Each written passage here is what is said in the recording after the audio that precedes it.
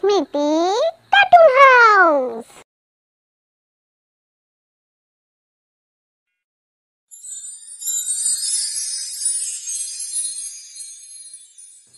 Hello বন্ধুরা, আজ আমি আবার এসে গেছি নতুন আরও একটা গল্প নিয়ে। আজ তোমাদের কাছে নিয়ে এসেছি সময়ের খেল। এক গ্রামে সত্যেনবাবু তার স্ত্রী রমলা আর তার কন্যা রিমলিকে নিয়ে থাকতেন। তারা ছিলেন খুবই গরিব, তাদের ছিল নুন আনতে পান্তা ফুরোয় অবস্থা। বয়স হয়ে যাওয়া সত্ত্বেও সত্যেনবাবু অনেক কষ্টে চাষবাস করে কোনো রকমে তার সংসার চালাতেন। রিমলি পড়াশোনায় খুবই ভালো হওয়া সত্ত্বেও সত্যেনবাবু তার মেয়েকে উচ্চশিক্ষায় শিক্ষিত করতে পারেননি, কারণ তার খরচ চালাতে তিনি অক্ষম। তাই মনে অনেক দুঃখ, কষ্ট, ব্যথা নিয়ে তাদের কোনো রকমে দিন কেটে যাচ্ছিল।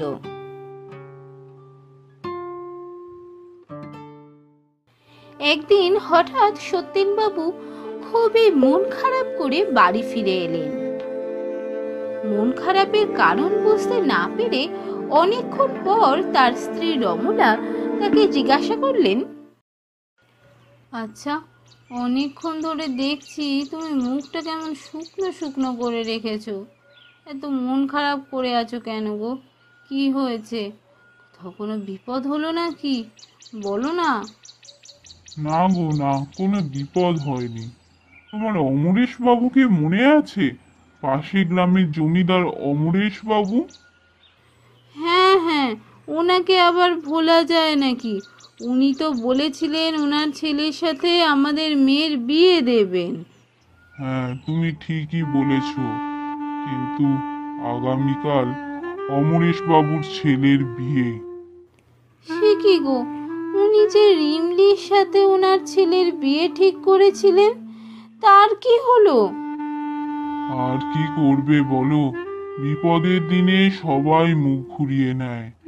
যখন সুদিন ছিল তখন ওরা আমার বন্ধু ছিল, আর আজ আমার দুর্দশা দেখে সবাই মুখ ফিরিয়েছে। এমন ঘরের মেয়েকে কি আর সে নিজের বাড়ির বউ করবে? সে ঘৃণা বোধ করে। তাই ছেলের বিয়ে কোনো জমিদারের মেয়ের সাথেই নিশ্চয়ই ঠিক করেছে। কপাল আমাদের, কি আর করবে বলো? এসব নিয়ে বেশি ভেবো না, এত মন খারাপ করে কি করবে? ভগবানের উপর ভরসা রাখো, দেখবে সব ঠিক হয়ে যাবে। আমার মাঝে মাঝে মনে হয় জানো, যদি সেই দিন ওই ভুল কাজটা না করতাম। সত্যেন, এই সত্যেন, ভাই আমার, কোথায় গেলি? আরে দাদা, তুমি আমার কাছে? আরে আমাকে ডেকে পাঠালেই তো পারতে, আমি তোমার সাথে দেখা করতে যেতাম। বলো, কি বলবে বলো। না না, সে ঠিক আছে। শোন, আমি একটা কথা ভেবেছি। ওই পূবে বড় রাস্তার মোড়ে যে আমাদের পুকুরটা আছে না, ওই পুকুরটা আমি ভেবেছি বেচে দেবো। ওতে তো আর মাছ টাছও চাষ হয় না, শুধু শুধুই পড়ে আছে। তা তো ভালো কথা। তা তুমি যেটা ভালো বুঝবে করো, আমার কোনো আপত্তি নেই। না না, আমি একা ভালো বুঝলে চলবে? তোরও তো একটা মতামতের দরকার আছে নাকি? বাবা তো এই পুকুরটা আমাদের দুজনের নামেই করে গেছে, তাহলে তোর মতামত ছাড়া আমি একা কি করে বেঁচে দিই বলতো? তা যাই হোক, তুই যখন রাজি আছিস তাহলে তুই একটা কাজ কর, আমাকে একটা সই করে দে তো। আমার কাছে কাগজ আছে, এখন ওই কাগজে তারপরে আমি সব লেখালেখি করে বেচে দেবো। না হলে আবার তোর কাছে আমি আসতে হবে সই করানোর জন্য। তা ঠিক আছে, দাও না, আমি সই করে দিচ্ছি। তুমি তারপর যা লেখালেখি করার করে বেচে দিও।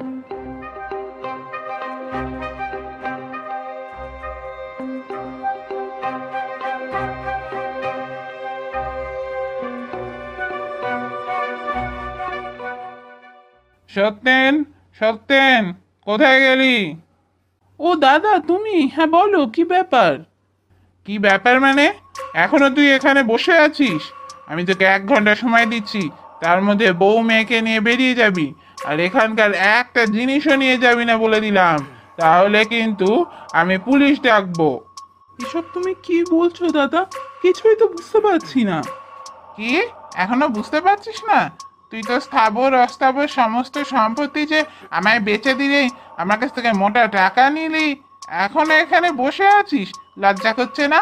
টাকাও নিলি, আবার আমার সম্পত্তিতে দখল নিয়ে বসেও আছিস। বেরিয়ে যা বলছি। যদি 1 ঘন্টার মধ্যে না বেরোস তাহলে আমি লাঠিয়াল আর পুলিশ নিয়ে আসবো বলে দিলাম। আমি তোমাকে সব বিক্রি করে দিয়েছি? কবে বিক্রি করলাম? আমি তো তোমায় কিছু বিক্রি করিনি। ও আচ্ছা, এবার বুঝতে পেরেছি। কাল তুমি আমায় মিথ্যে কথা বলে যে সাদা কাগজে সইটা করিয়ে নিয়ে গিয়েছিলে, সেই সাদা কাগজে তুমি এই ব্যবহার করেছো। ঠিক আছে, তোমার লজ্জা করলো না নিজের ভাইকে এভাবে ঠকাতে? বাবা তো 2 ভাইকে সমানভাবে সম্পত্তি ভাগ করে দিয়ে গিয়েছিলেন, তাও তোমার এত লোভ, নিজের ছোট ভাইকে এইভাবে ঠকালে? আমি অত শত জানি না, এই সমস্ত সম্পত্তি এখন আমার। বেরিয়ে যা বলছি। ঠিক আছে, আমি এক্ষুনি আমার স্ত্রী আর মেয়েকে নিয়ে এই বাড়ি ছেড়ে বেরিয়ে যাচ্ছি। তবে একটা কথা মনে রেখো, নিজের ভাইকে এইভাবে ঠকানোর শাস্তি তুমি পাবে। সেই দিন আমার ওই একটা ভুলের জন্য আজ আমাদের এই দৈন্য দশা। পুরনো কথা মনে করে কষ্ট পেয়ে কি আর হবে বলো? নাহলে যখন আমাদের জমিদারি ছিল, তুমি কত মানুষকে সাহায্য করেছো, মনে আছে সেই রতনের কথা? তা কি আর মনে নেই?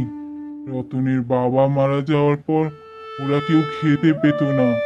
তখন রতন এসে আমার কাছে টাকা ধার চাইলেও ব্যবসা করবে বলে আমি বিনা সুদে ওকে টাকা ধার দিয়েছিলাম। সেই টাকা নিয়ে ব্যবসা করে আজ ওর কি বারবারন্ত অবস্থা। যখন আমাদের সুদিন ছিল তখন আমরা কত মানুষের সাহায্য করেছি, দেখো এর ফল আমরা নিশ্চয়ই পাবো।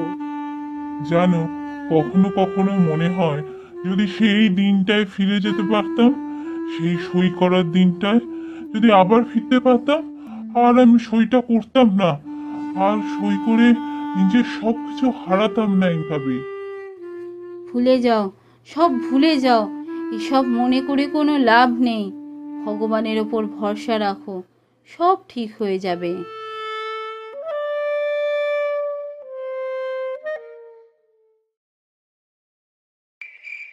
সেই দিন রাত্রিবেলা সত্যেনবাবু ঘুমিয়ে ঘুমিয়ে হঠাৎ একটা স্বপ্ন দেখলেন।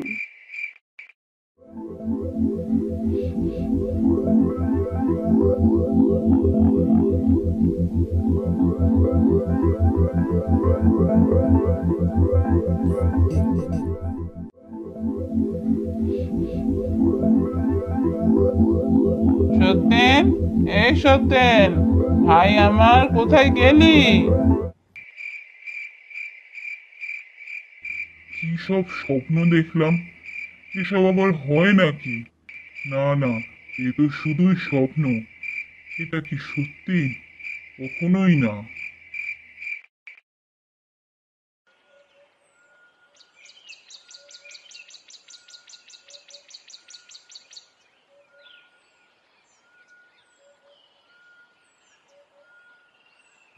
কি গো, শুনছো? একবার বাইরে এসো তো, দেখো এখানে একটা ঘড়ি পড়ে আছে। আরে, এখানে এই ঘড়িটা কোথা থেকে এলো? তাহলে কি সব সত্যি? আমি কাল যা স্বপ্নে দেখেছি সব কি সত্যি? কি হলো গো, কি সব বক বক করছো? কি হয়েছে? জানো, কাল রাতে স্বপ্নে দেখলাম এখানে কেউ একজন এই ঘড়িটা রেখে গেল, আর এই ঘড়িটায় দুবার পাক খাওয়াতেই আমরা সেই সই করার দিনটায় ফিরে গেছি। তাই আবার হয় নাকি? সত্যি বলছো? হ্যাঁ গো, তাহলে দেখো না, চেষ্টা করি, যদি সত্যি সেই দিনটা ফিরে আসে, যদি ঠাকুর সত্যি আমাদের দিকে মুখ তুলে তাকান, দেখো না।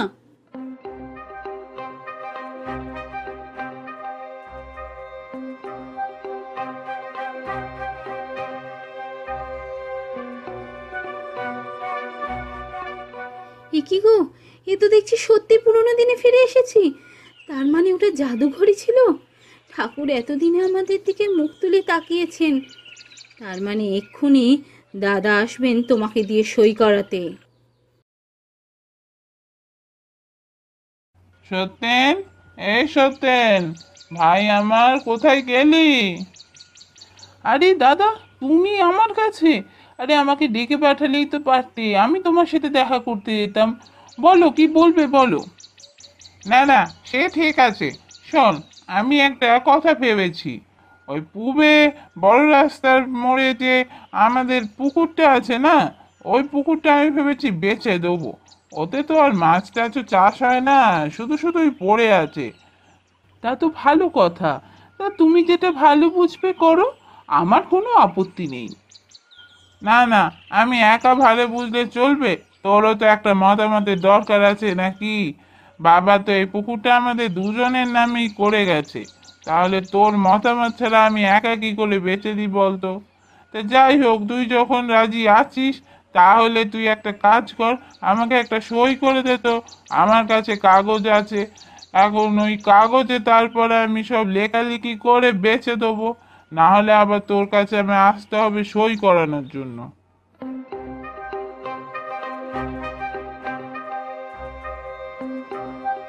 কিন্তু দাদা, এটা তো সাদা কাগজ, এই কাগজে তো আমি সই করব না। তুমি কুকুর বিক্রির সমস্ত কাগজ তৈরি করো, আমি গিয়ে সই করে দিয়ে আসবো। তোমার আসার কোনো দরকার নেই। সই করবি না কেন রে ভাই? তুই কি আমায় অবিশ্বাস করছিস? আমি তোর বড় দাদা হই, তুই আমায় এভাবে অবিশ্বাস করছিস? না না দাদা, আমি তোমাকে অবিশ্বাস করব কেন? কিন্তু একবার যে ভুল করেছি, দ্বিতীয়বারও কি একই ভুল করতে পারি বলো? মানে তুই যে কি বলছিস আমি তো কিছুই বুঝতে পারছি না। ও, তুমি বুঝবে না। তুমি এক কাজ করো, কুকুর বিক্রির সমস্ত কাগজ তৈরি করো, আমি বরং তোমার কাছে গিয়ে সই করে দিয়ে আসবো। এই সাদা কাগজে আমি সই করব না। ভাই আমার, এমন করিস না। এই কাগজটা তুই সই করে দে, আমার খুব দরকার। এই কাগজটা সই না করাতে পারলে আমার খুব বিপদ হবে। ভাই আমার, এমনটি করিস না। বিপদ হবে কেন? এই কাগজে সই না করলে বিপদ হবে কেন? আমাকে সব কথা খুলে বলো তো, আমি কিচ্ছু বুঝতে পারছি না। ভাই, বিদেশিদের কাছ থেকে একটা বড় টাকা ধার নিয়েছিলাম, আর রফা হয়েছিল তোর কাছে যে সব পুরনো দিনের মূল্যবান জিনিস আছে সেইগুলো দেব। কিন্তু সেইগুলো যদি আমি না পাই, ওরা আমার জমিদারি তো কেড়ে নেবেই, উল্টে আমাকে মেরেও ফেলবে। ভাই, ওই জিনিসগুলো আমাকে দিয়ে দে। ছি ছি দাদা, তুমি দেশের ঐতিহ্যকে বাইরের দেশে বিক্রি করে দিচ্ছ? তোমার লজ্জা করছে না? তুমি তো একজন দেশদ্রোহী। ভাই, আমি অত সাথে জানি না, আমার খুব টাকার দরকার ছিল, ওরা আমাকে মোটা টাকা দিয়েছে, তাই আমি রাজি হয়ে গিয়েছিলাম। আমায় বাঁচা ভাই, এমনটি করিস না, আমাকে ওগুলো দিয়ে দে। আমি কিছুতেই ওই সব জিনিস তোমায় দেবো না। নিজের দেশের ঐতিহ্যকে আমি দেশের বাইরে যেতে দেবো না। এই কাজ আমি কিছুতেই তোমায় করতে দেবো না। তোমায় আমি পুলিশের হাতে তুলে দেবো। এরপর সত্যেনবাবু পুলিশের হাতে দাদাকে তুলে দেন আর আবার নিজের জমিদারি ফিরে পেয়ে নিজের স্ত্রী আর কন্যাকে নিয়ে সুখে শান্তিতে দিন কাটাতে লাগেন।